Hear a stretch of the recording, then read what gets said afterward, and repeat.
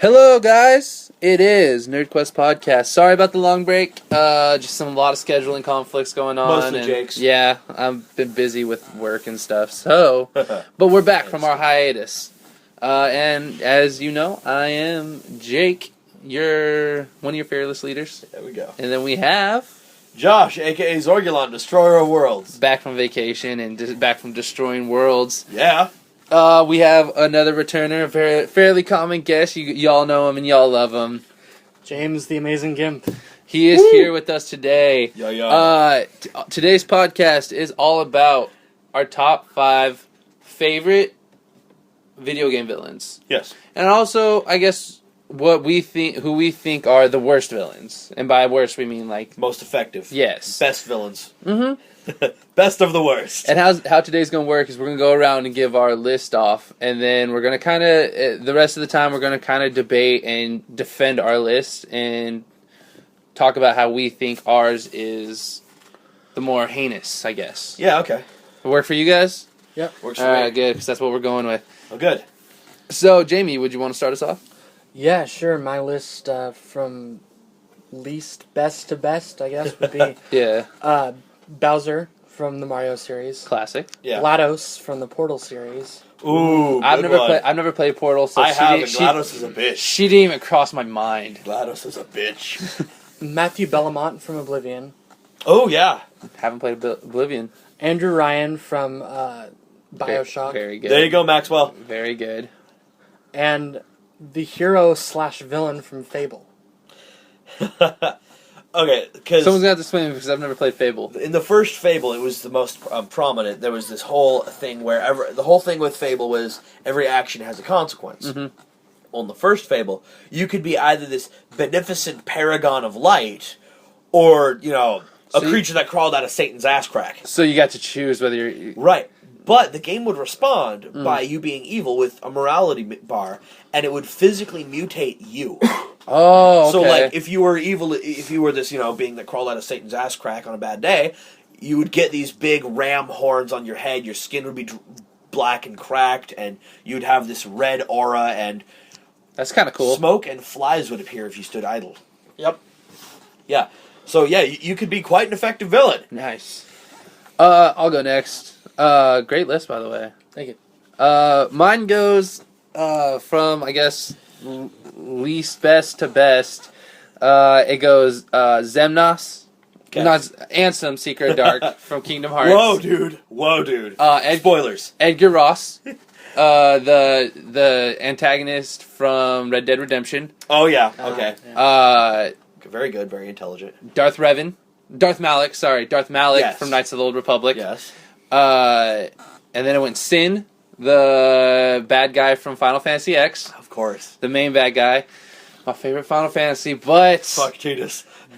being a Final Fantasy fan that I am, I have to go with the general population and say that the number one the baddest of bad villains is Sephiroth. Yeah. Okay. Trying to not comment just because I hate Final Fantasy. Oh, But, Josh. I'll start with 5. Skyrim makes an appearance with Unkano. He was a high elf during the Mages Guild. He's part of the Thalmor, and he's there just to make sure things run smoothly. He was okay because it's been a while since I played Skyrim. He was the tall He's one a high elf, yes. with like white hair. White hair. I don't think he had white hair. I thought he had dark hair. I thought he had white hair. Okay, then he probably had white hair. But when you had that giant orb sitting in he was the guy who was trying to okay now I know who he you're talking was about. that douche dick. All right, yeah, pretty bad douche. And he's part of the Thalmor, which everybody that has played Skyrim hates unequivocally.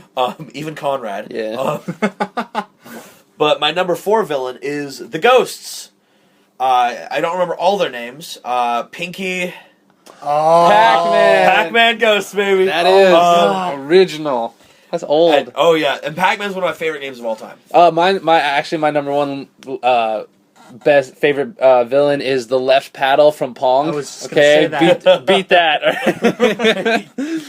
It's actually what was it? Typhoid from the Oregon Trail or whatever. Yeah. God. Dysentery. Yeah. Dysentery. Yeah. But I don't know because those things were the most evil creatures that have ever been conceived by man, because right as you are about to finish it, I guarantee you will get eaten by one of them. And it's Yeah, always but- Pinky. It's always Always it's always Pinky. when you have like 3 dots left and you think Yeah. you got the straightaway and you can beat him. No, I got this. Nope. I got it. Oh, Nope, denied. Blinky, Pinky, Inky, and Clyde. Okay. For me, Clyde was the real bitch. But The ghost from that. Good, nice. the Ghost from Pac-Man, evil villains. Colonel Autumn from Fallout 3. He wasn't the main villain. That would be John Henry Eden. But Colonel Autumn is the one that your father, spoiler alert, he overloads the radiation in a room to kill everyone. Mm-hmm. And you can barely see it, but Colonel Autumn does inject himself with something. Later, you find him taking over Project Purity, the thing that you've been trying to save the entire game. Mm-hmm. And he talks about how he's glad James is dead and how you're next. He's got a gun pointed at you. And I was just so angry that I'm just like, and conversation over. And I don't think he got a shot off before my combat shotgun took away his head. And then I wore his coat. But just because he could inspire that righteous fury in someone, being a collection of ones and zeros, I think would put him on this list so high up. That and he's from Fallout 3. Kicking it next, number 2 spot is N64. From Ocarina of Time comes Ganondorf. Just because when I fought him, I felt just so helpless the first time, and I finally beat him, and then, yes, what is happening as he turns into this giant monstrosity of doom? And you have to beat him. You have to beat him like 3 times in that Oh, yeah, game? yeah. Fucking Japanese games, man. Fuck that. This isn't even my final form. But, and number 1 villain for me is, I wanted to put Colonel Autumn here, but I couldn't do it in good conscience. Not with the dark presence from Alan Wake running around. Wow. So that takes your number 1 spot? That does take my number 1 spot. I might have to play that game again. I only got like partway through. Oh my god. I've played. I think I I've didn't played. even play it. I think I've played about a half hour of it. I didn't play it. I watched someone play it. Oh, I yeah. watched Oh. my brother play it. And I was I don't like watching people play games for the most part, but I was enthralled. I will agree that just like, and since I've only played a bit of the game, but it's a smart idea for a villain, darkness, because that's one of people's biggest fears is the dark. One of the only 2 fears humans are born with. Yeah. The one I think is heights. And so using that as a villain, it definitely throws a psychological factor in there. Oh yeah, and that's the Alan Wake is the only game besides the Silent Hill franchise that has gone over the title psychological thriller. Mm-hmm. And so yeah, I would see. A little surprised at first, but now the more I think about it and the psychological factor of that villain, definitely, I would definitely say it's a pretty badass villain. Yeah. And for a game that's not as popular as As it should be. It's an underrated game. I will give it that. It really is underrated. The It had a storytelling is fantastic. It had a great concept to it. It had some great innovation with using light as a weapon. Mm-hmm. Yeah, they did. Because you had to light them up and then shoot them, right? Yeah. Because the darkness possessed people. Yeah, and then also converted them to these Kind of like artifacts. Doom, but better. You also had a Combination Doom and Silent Hill, I think, Yeah. and then add in H.P. Lovecraft, and then boom, you've got Alan Wake's villain. Speaking of Silent Hill, I'm surprised no one went with like the Pyramid Head. I never played Silent Hill. I never played it either, but Well, I hear he's a pretty vicious I've villain. done a ton of research on Silent Hill. Mhm. Pyramid Head, I wouldn't actually classify as a villain. Really? He's antagonistic, but he's representative of the main character's guilt. Okay. So he's there Oh. because the character feels like he needs to be punished, making him really almost protagonistic. He's there to assist the player, I'll give it that. Or at least the character. But I would actually, if I were to pick anyone from Silent Hill, I would have just chosen the Butcher. No, not the Butcher, sorry. That was a Pyramid Head-like character, represented repressed anger. But no, I would have just chosen the town. Because the town is definitely alive, and it definitely wants to eat people. Yeah. I don't know. So I've always kind of, the whole Sephiroth character being the most badass villain kind of, for me, falls in the place of, Sephiroth is the exact opposite of what Cloud is. And so it's the whole Venom and Spider-Man, or essentially you're just battling yourself on that one, and that's one of the most brutal things someone can do in life is Fight just themselves. fight themselves. and they fight that complete polar opposite of theirs and how they want to act. Although, to me, Sephiroth loses some major villain points for A, looking like he belongs in a L'Oreal commercial, and B, having a sword the size of Tijuana. Well, he'll also strangle you with that hair and then stab you with that sword. Well, yeah, I'm not saying it's not useful. But that's Final it's not Fantasy useful. for you in a nutshell, with If giant someone's strangling swords you and with- flowy hair. Yeah, I know. But if someone is strangling you with their hair and they have a sword that big, there's no way they're going to be able to stab you with it. I think he's compensating They're for way something. He's going to miss every time.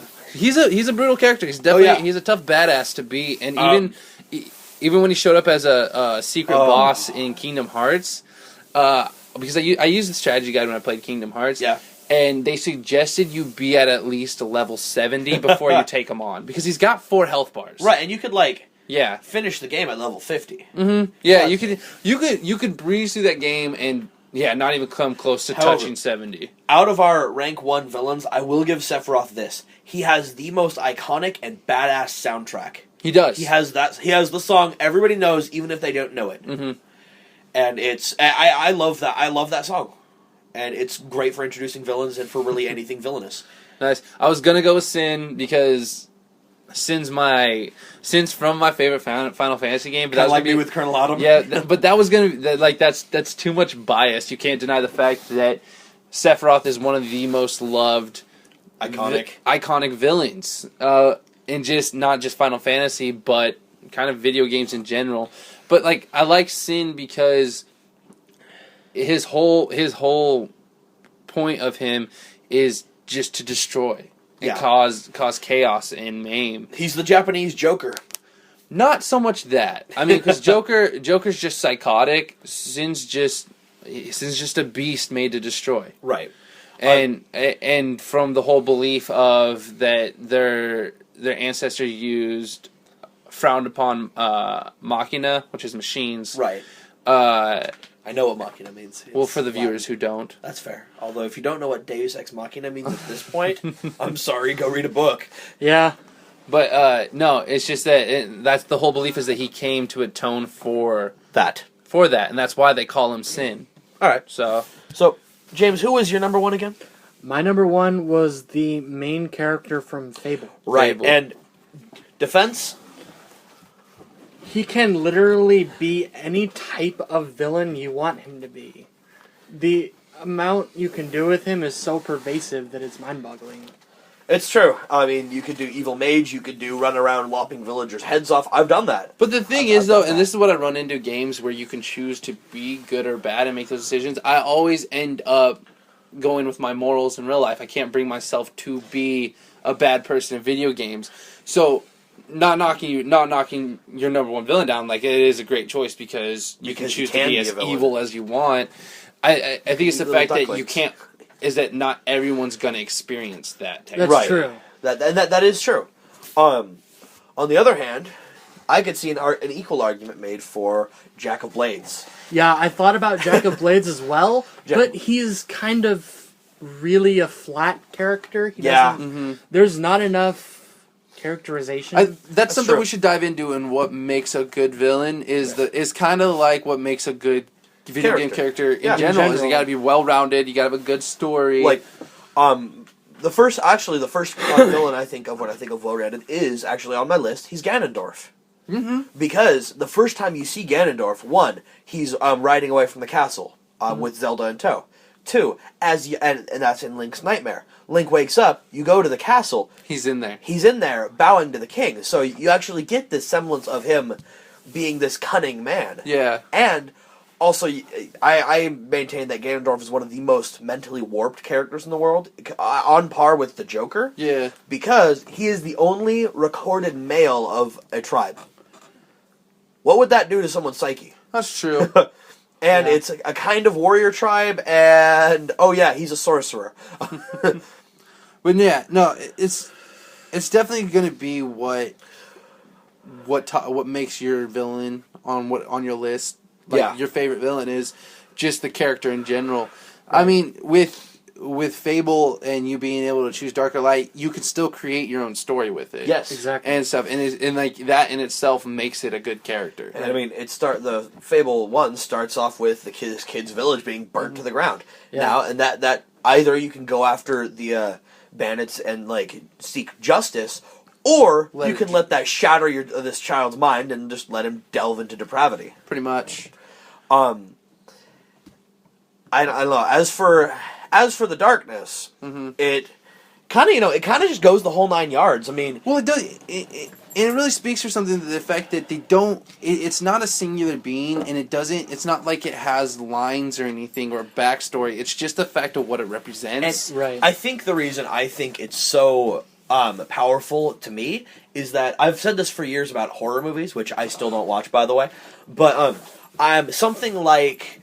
A lot of people say that they're more scared of something like the Texas Chainsaw Massacre or that than, say, Friday the 13th or Nightmare on Elm Street, because that could really happen. My argument is, I'm not scared of those because those are people. So it's They something can take a shotgun blast to the chest and die. Yeah. You try that to Freddy, and he's going to look at you, grin, and slash your face off. Which is why I don't. Yeah, like I can watch some scary movies, but it's definitely the psychological horror movies that I can't watch. Oh, those because, are so mind fucking. Well, and it's kind of a funny thing too, because I like reading horror books because of what my imagination does with that. Like I kind of like scaring myself in that and using the psychological aspect to make it even more intense, and that's what you can do with Alan Wake's and the darkness. And part of it is that the darkness is this, for the most part, unkillable. I mean, the most you could do is keep it at bay with light. And the dark, Alan Wake is one of the single most scary games I've played. I've played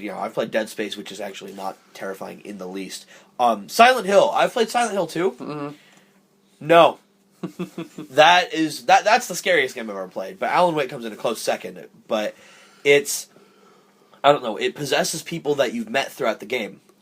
It is, in some cases, it gives them extra power. For example, there's these two older guys that you meet at the very beginning. They're called Tor and Odin. They're the Anderson brothers. They're in a mental institution. Say Tor and Odin? Yes. And they had a heavy metal band. And it's revealed in the game that the darkness actually draws power from creative thought. Which... These two... Makes it even more terrifying. Yeah, especially for someone like me who every day I write stories, I come up with games and stuff like that.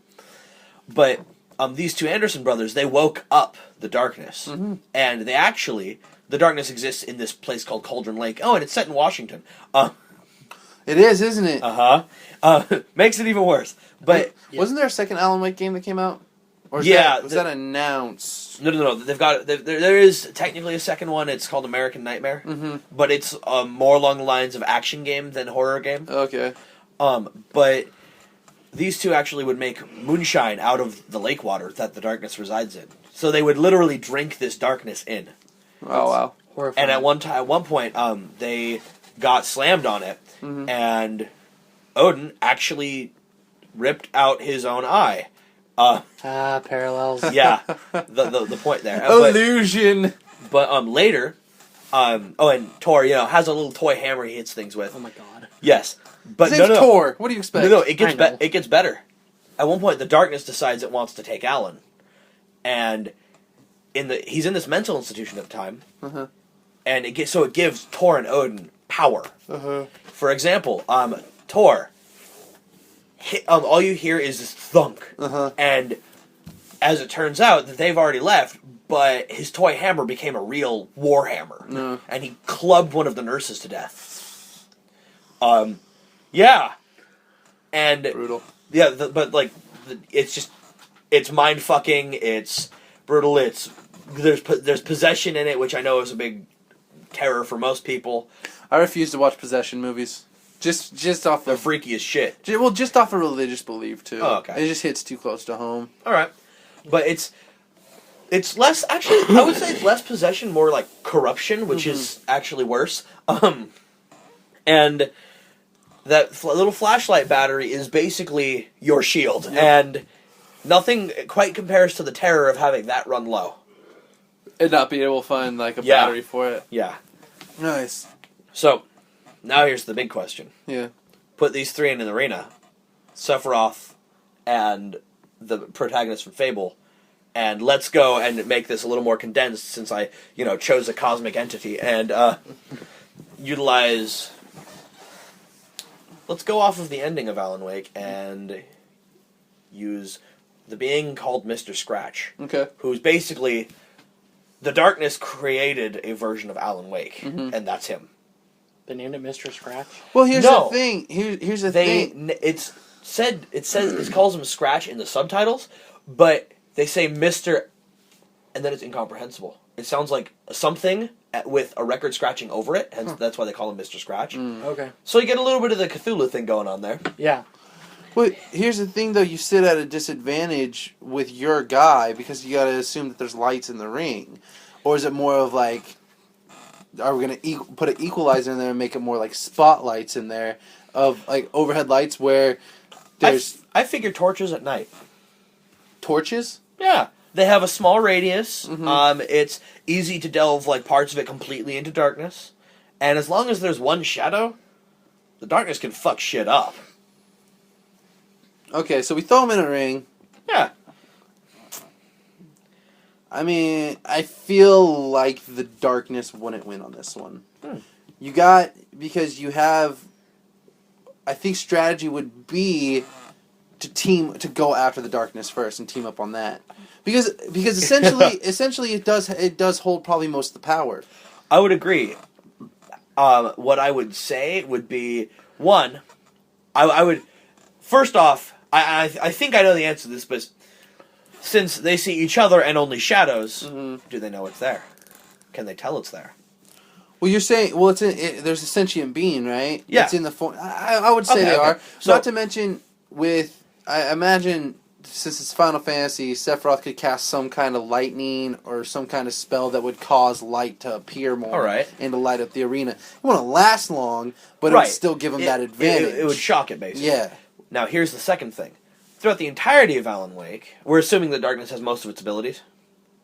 Yeah. Throughout the entirety of Alan Wake, you fight objects and people that have been possessed, shielded, and corrupted by the darkness. Okay. So I'm saying it probably goes after one, if not both, of the others first. So, like, for example, I feel like the character from Fable would be a little easier for it to take over. Definitely. Yeah. Which would be a terrifying thing to think about. Right. So you have this being, this creature from Fable who's, in this case he's a villain, so he's the epitome of everything evil, but he was never terribly smart. So this darkness kind of possesses him and shields him so that, in addition to his superhuman endurance, being a hero, you have to hit it. Sephiroth would have to hit him with light first, do that, and then it would just be a weakened, and not necessarily weakened, but tired Sephiroth versus this being. Yeah. That's true. I was gonna say if it came to corruption, Sephiroth would be easy to take over too. But you mentioned intelligence, and Sephiroth is a very intelligent villain. And it's never said in the game whether or not intelligence has anything to do with it because it doesn't describe how it works. But you gotta. I just feel like intelligence would be a factor. Maybe not a big one, but it would be there. I feel intelligence would be too because you'd be able to deduce whether this is what this is coming at you and be able to have that feeling of, okay, this is bad or is this good? Right. And I mean, one is darkness coming at you, and have you 9 out of 10 times, chances are that means it's a bad thing. Right. And the other thing I would say in favor of the darkness would be, I don't think they would start with any prior knowledge of each other. So Sephiroth stabs Mr. Scratch in this case. Yeah. Who then walks up the length of the blade. Admittedly, that's still like a mile, and then continues to slash him in the face. Sephiroth would have to. I think he'd be pretty tired after walking the length of the blade. That's true. And not to mention, I think. Give me a second, guys. I just walked entirety of Sephiroth's sword. I think Sephiroth would have the wit to realize what's going on, and not necessarily know, okay, gotta drive this guy into the light, but know that there's something more here, and stabbing him just won't kill him. Won't finish it. Well, the great thing about Sephiroth's sword is that you can keep him at bay and stuff forever because they have to walk down the sword. Yeah. But I'm not saying that it would be like he wouldn't be able to figure it out, because I know Sephiroth's an intelligent being. Mm-hmm. It's more along the lines of he'd have to spend the time figuring out what this thing's weakness is, all the while it's coming hard at them. Well, you also have the character for Fable, and Yeah. so depending on who he goes after, let's say, so you said there's torches. Yeah. Well, let's say he drives at the darkness. Eventually, they're gonna get him close to the light. Oh yeah, and they'll start seeing, and they'll start seeing the fact that he's like staying away from the light. And actually, something that I just thought of: the first spell you ever get in Fable is Fireball. So, and this is how I see the beginning of that playing out. You just see Mr. Scratch kind of sitting there, just kind of looking at the two. Sephiroth That's actually the second spell you get in Fable. Really, the first one is Lightning. would still work though. Yeah, it would work. I think it would work a little bit more effective. Right. But so here's what I see: Mr. Scratch kind of looking at both of them, Sephiroth kind of sizing them up, deciding which one of them looks like the bigger threat, and instead of simply like trying to figure it out, the hero of Oakvale casts either lightning or fireball at one at each of them, just to kind of probe their defenses. That's what I was gonna say. I would say chances are, if you have that kind of power, you're gonna throw it at both of them. Exactly. Just to see how they react. Just see what their defenses are, just to test it a little bit. Not to mention, in the Lost Chapters edition, there's the 2 kill spells. Yeah, it would start exactly. I think it would start like a lot like a boxing match where the first round they're just figuring out each other. Yeah, no haymakers get thrown. They just they probe each other and they figure out what the weakness is and what they can do to take advantage of that. And I think at that point, I think the only other real weapon, other than the possession and the poltergeist thing that it can do. A number of times in Alan Wake, you fight objects, so I see no reason it couldn't possess the bottom of a torch and have it thrown at Sephiroth. Well, it's easy to deflect, though. Yes, but it doesn't have to be as a weapon. It can be as a distraction. That's true. For example, he does this, Sephiroth cuts it, knife. Oh, no. For some reason, I feel like in this case, darkness wouldn't win on this one. There's also there's one other question that I have about it. Is there anybody watching? The dark. Oh, Right. like fans? Or if they're like a gladiatorial thing, is it a gladiatorial or are they alone? Because I know where you're going with this, and I'm gonna go ahead and cut that out and say that it's not gonna be able to possess any fans. Okay, because that. I think that would be expanding along the lines of we're trying to keep this as equal as possible, right? And that would severely tilt the odds. Which actually would tilt the odds in favor of both the hero of Oakvale and the darkness, because the darkness can possess the people, but the hero of Oakvale has a I don't remember what it's called, but it's a spell that basically and these enemies fight with me. Yeah. Although I'm not sure what that would do to someone who's been possessed by the darkness. I think it would just rip them in half, like probably mentally, because it's like a mind control spell. I'm gonna go ahead and say that even if it was people watching, it wouldn't have expanded that. It would have to stay between the three. I think all in all, the darkness has the ability to get inside someone's head, and I think even a being intelligent like Sephiroth, especially a being intelligent like Sephiroth, I think that would win it. Use the psychological factor. Yeah, Sephiroth's not a happy guy, so you gotta think about the kill spells from Fable, though. One of them is composed of pure light and angels. But you can't use it if you're a villain. Yeah, you can. You can? Yeah. It's so broken as shit. I know, right? But you have the ability to learn all spells regardless of your morality. That just seems so fucked. I know it does. Nonetheless. Well, in that case, I think officially Hero of Oakvale's back in the running. In all honesty, I could see this being the only thing that I would say is kind of the darkness ace in the hole. Nothing has ever, and I'm not saying it's not possible, I'm saying it's never happened, killed the darkness. Exactly. It is, as far as we know, an immortal being, mostly because it's more of a sentient concept than a being. Where and even Mr. Scratch, who I'm really kind of fudging the lines here, because Mr. Scratch is a different entity than the darkness. But he has been stabbed, he's been garroted, had his throat slashed.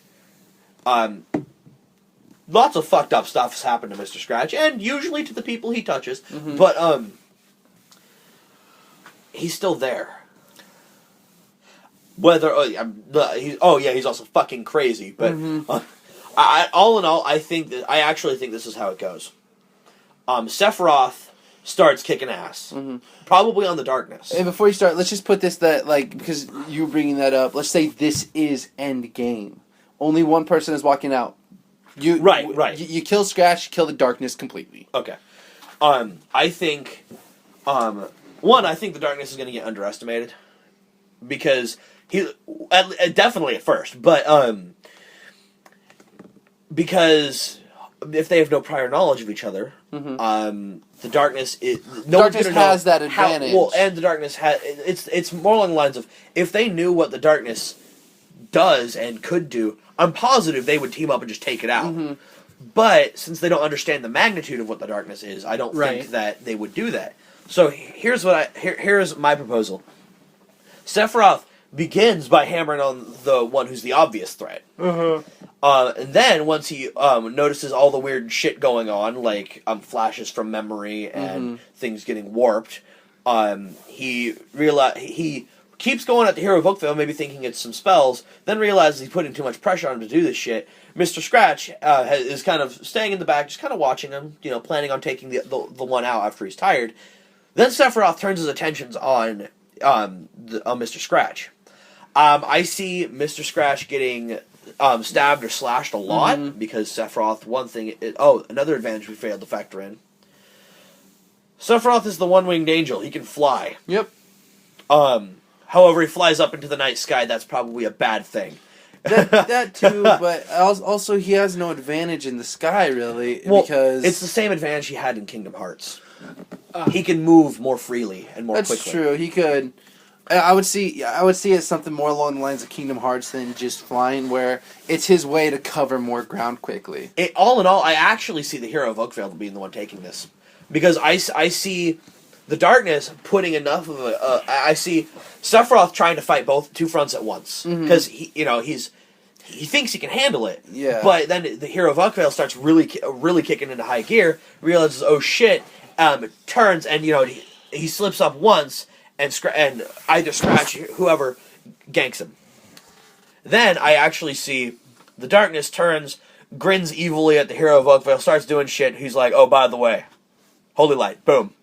Boom! Yeah. And then, while Scratch is all stunned and probably blinded, then he's just, decapitation shot. The way Divine Fury works in the game is you can have it good or evil, but your morality increases the experience cost of buying the spell. I would say along the lines that Sephiroth takes care of the darkness. Because he would figure it out pretty quick. Because I'm sure he's someone like he would throw like some kind of specialty strike, like a lightning strike, some kind of fire strike or something that would damage it significantly, and then he kind of keeps throwing stuff at it like that, and all the while he'd still either Hero Oakville would join him to finish off the darkness, or it'd be kind of like with Sephiroth throwing himself in the middle, it'd be kind of like Monkey in the Middle, where he's fighting both. That's the one I was thinking of. And in that case, the hero of Oakvale, he's not as fast or as skilled as Sephiroth. Right. But he's going to be less tired.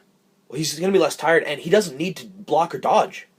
I mean, heroes in Fable are not humans. They look like humans, and they're biologically similar. But for example, as a little kid in the second game, the kid gets shot and thrown off 7 stories and immediately wakes up. And in the second one, that was in the second one. Yeah, that was the second one. Okay. But my point is that he could just take he could obviously it wouldn't be healthy, but he could take a lot of the sword strikes. Not to mention with spells like Physical Shield that block you from taking damage And Berserkery. Also, slow time. Oh god, Berserkery. Well, that goes to Sephiroth too, because Sephiroth technically he's human, but he's also genetically modified. Yeah, he has a wing. Yeah, well, he has that, but but just this. He was as a fetus. I don't know. Just to everyone, Josh doesn't know a whole lot about Sephiroth. I don't think James does either. No, I don't. I've never played Final Fantasy before. Well, it's been a while since I've played it and since I've looked it up. But he was injected with his as a fetus. He was injected with something that made him as powerful as he is, and so. Yeah, he's human, but he's been modified. I think it really just comes down to speed. Right. I mean, physical And speed with versus the something speed like of thought. a combination of Well, slow- if that's the case you're working, then Sephiroth would win hands down because Sephiroth. I think Sephiroth would win. Hear my case though. Okay. With a combination of spells like Slow Time and Berserker used at the same time, where you're Berserker- one-handing a great sword, Yeah, and I feel like the hero might have it. I think it actually comes down to, specifically in Sephiroth against the Darkness, can Sephiroth move faster than thought? Because I see Sephiroth beginning his charge, and then the Darkness awakens all these dark images in his mind. And even then, warps them further to make them worse. Yeah. And, because he doesn't have to actually physically strike down Sephiroth, he just has to render him comatose. Mm-hmm. So I think, honestly, at first I thought the hero of Oakvale was massively outclassed here. Mm-hmm. But after talking it out, I actually think that it's a pretty well. They're all a pretty well on even playing field. I would agree that probably Oakville's taking this because of what we talked about earlier with Sephiroth taking on too much that he can handle. Yeah. I see like either way. Also, personally, I seem to recall Sephiroth being really arrogant. Am I wrong? I could be wrong. Little bit. He has a little bit of arrogance to him, which could lead to his demise easily. So I would, and call it bias if you want, I would say due to how his intelligence and how good he is with a sword, he would defeat the Darkness, but tire himself out so much. And I actually then, think the hero of Oakvale Sally in, especially if he takes out the Darkness, and then just the hero of Oakvale would then utilize the rest of his mana, Berserk, Slow Time, and then fuck Sephiroth. If it came down to just swordplay between the two of them, Sephiroth Hero and Sephiroth would have it. Right. But if you're going off that, and I've never played, you can't play as Sephiroth, so I don't know what he has skills and powers wise, right, other than what you've seen. So I would say even with the stuff he would have, Hero Oakville would take it. Also, there's two other things that I just want to bring up. One, you mentioned, I just thought of this. You mentioned that if you kill, in this case, Mr. Scratch, you killed the Darkness. Well, in the game, it's not explicitly stated, but pretty well, that the Darkness is treating Alan with kid gloves.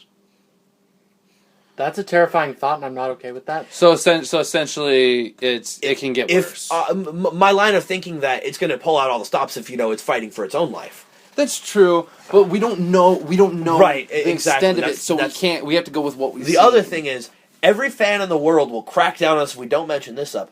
Do they have prep time? What do you mean? Or do they know that they are fighting? Or are they just get thrown into a ring? Yeah, or do they just randomly get thrown into a ring? Or do they know they're fighting, even if it's just, powerful beings? Mm-hmm. They're just kind of thrown... Oh, they're like, okay, I'm about to go fight two other powerful beings. Yeah. I mean, even with prep time, you're saying they know nothing about them. They don't really have much to prep for then, other than just kind of get... With, the Hero of Oakvale, you got to think potion preparation, because that's a big part of Fable. I just remembered something else, and I think this is touched on in Final Fantasy. What about guns? Sephiroth doesn't have a gunblade. No. In general, in Final Fantasy VII, in this case. What do you mean? You saw more... Well, that comes with... That's more along the lines of just the soldiers that have the guns. Okay. The more... I mean, Final Fantasy 13, you see... Yeah. But we're not talking about 13, we're talking about 7. Okay, 7. No, guns isn't a big play. Okay. I'm thinking of... in that case, I'm not saying it would be a game changer. Well, actually, it probably would change something, but... Mr. Scratch uses a pistol and a knife. If we're going to keep it even... Keep the knife, throw away the pistol. Okay, if we're going to keep it even, cut Sephiroth's sword in half. Hey. In fact, I think you can still skewer people outside of a handgun's range. I don't know, I think the Hero of Oakville could take him on with a pistol. Magic and crossbows. Oh, no. I'm definitely positive of that, because as a kid, the Hero of Bowerstone took a pistol shot to the face. Well, I didn't think about gun. I was thinking mainly swordplay, and then the Darkness using... Its abilities. Its abilities. I think okay. my line for my main argument for the darkness taking this, I don't actually think it would, but if I'm saying it, if we're saying it does, I think it's a combination of its ability to manipulate thought, its ability to possess and corrupt, and its ability to plan in a very short amount of time, because this being has been existed since literally we have no idea how old it is. We just know that it's very old. And you don't get to be that old without being able to plan in a very short amount of time. Yeah, true. So if it were to win, I actually think that my vote goes to the hero of Oakvale. Yeah. I'm going to go ahead and say that because he would take this. Due to superhuman endurance against Sephiroth, and due to being able to literally use holy light against the darkness, Yeah. I think that's going to him.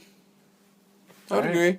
I mean, even if we didn't allow him to use that, just basically a kill switch with that spell, I would still say he probably would have it. Just sitting back, he could he would probably use his mana more than anything. Right. At least at first, and then once because you can keep distance with that. Yeah, and then once he finally kind of beat down all bow and arrow too. Once he finally kind of beat down all the defenses, then he jumps in. Right. Yeah, with his massive greatsword. However, we're not saying that it's going to be easy, even a little bit. No. No, not at all. It'd be a very long, rigorous fight. In fact, I'm positive at one point Sephiroth's going to be out of the fight, and the other two are just not going to think he's coming back. Yeah, because I see him holding the darkness, Mr. Scratch up, ready to run him through, even like as if he could from that distance. And yeah, and Mr. Scratch just touches his forehead and brings back everything painful that's ever happened to him.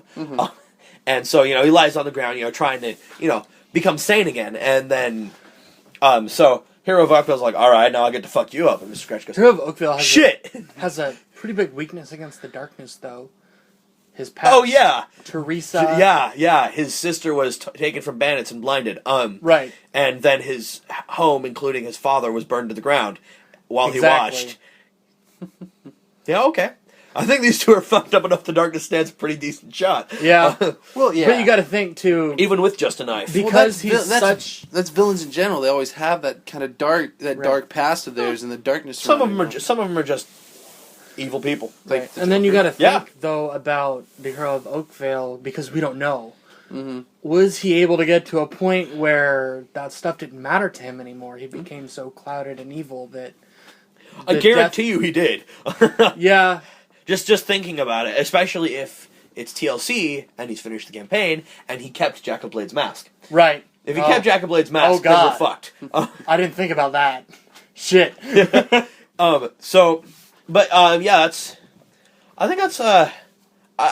think especially if Jack of Blade's mask is kept, that'd go to Hero of Oakvale. I would give it to him. Yeah. It's funny, during this conversation, I've thought, at first I thought, well, darkness, it has the psychological advantage. It can fuck everybody up. Psychological advantage doesn't always work. It doesn't. It only works if you can think it does. Yeah. But I've thought, at first I thought, oh, the darkness is definitely taking. And I thought, well, and then about when I brought up Sephiroth's ability to fly, I thought, oh shit, Sephiroth could take this. And then we started talking about how the hero has superhuman endurance and is just flat out evil. And then we mentioned Holy Light, and I'm like, well, damn. And then after James brought up the past, I'm just like, and it's back to the darkness again. But I think, based off this talk, we'll call it right now, Hero of Oakvale. Yeah. I think anybody who listens to this should tell us what you think about it. I mean, who do you think would win in this fight? What are your top 5 favorite villains? Give a shout out to Maxwell. He actually suggested one villain that he was on the same brain wavelength as James. It was Atlas. It was kind of funny because it was about 5 minutes before he suggested that we had already talked about it. So he was on par with us today. And fun fact, about how tall is Sephiroth, would you say? Oh, I couldn't tell you off the top of my head. Oh, okay, so Cloud's probably what, 5'9"? Maybe. Sephiroth's usually taller than him, right? Sephiroth is significantly taller. So probably a foot taller? I would say. So it makes him about 6'9". Sure. His sword is as long as he is tall.